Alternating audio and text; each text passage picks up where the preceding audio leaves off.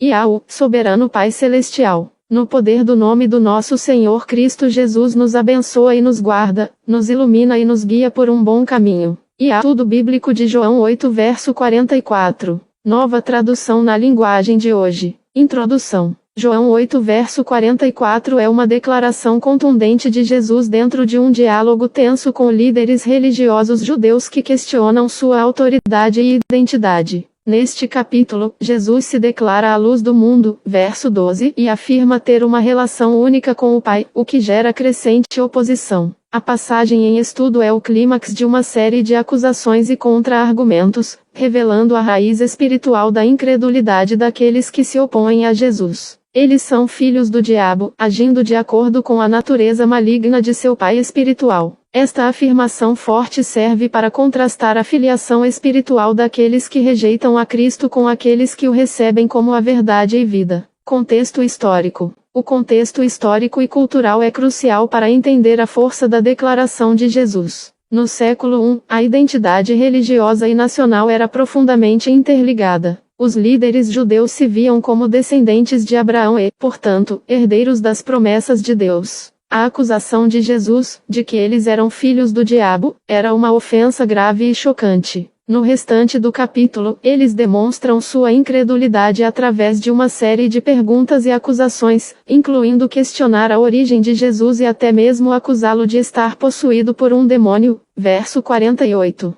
A referência ao diabo como assassino desde a criação do mundo alude à história de Caim e Abel, Gênesis 4, onde o pecado original resultou em fratricídio, instigado pela influência maligna. A mentira e o engano são apresentados como características inerentes ao diabo, temas que ressoam ao longo do Antigo Testamento, onde a serpente engana Eva, Gênesis 3, com falsas promessas. Interpretação. João 8 verso 44, à luz de uma teologia protestante trinitariana, revela a natureza radical do pecado e a batalha espiritual que permeia a existência humana. Jesus não está simplesmente fazendo uma crítica sociopolítica. Ele está expondo uma realidade espiritual profunda. O versículo ensina que aqueles que rejeitam a verdade de Cristo não são meramente ignorantes ou equivocados, mas estão sob a influência de uma força maligna que se opõe a Deus. A frase filhos do diabo não significa uma filiação biológica, mas uma identificação com os valores e ações do diabo, especificamente, a mentira e o assassinato. O diabo é apresentado como o originador da mentira, pai de todas as mentiras, e da violência, contrastando diretamente com a verdade e a vida que Jesus oferece. João 14 verso 6. Para os crentes contemporâneos, este versículo serve como um alerta sobre a necessidade de discernimento espiritual. Reconhecer a existência e a influência do diabo não é abraçar o medo, mas sim desenvolver a capacidade de discernir entre a verdade de Deus e as mentiras que o mundo propaga. Significa também que, fora da graça salvadora de Jesus Cristo, todos estão, por natureza, sujeitos à influência do pecado. Veja as referências em 1 João 3 verso 8. Quem pratica o pecado é do diabo, porque o diabo peca desde o princípio. Para isto o Filho de Deus se manifestou, para destruir as obras do diabo. Este versículo paralelo de 1 João ecoa a ideia de que o pecado é característico do diabo e que Jesus veio para desfazer as obras do diabo.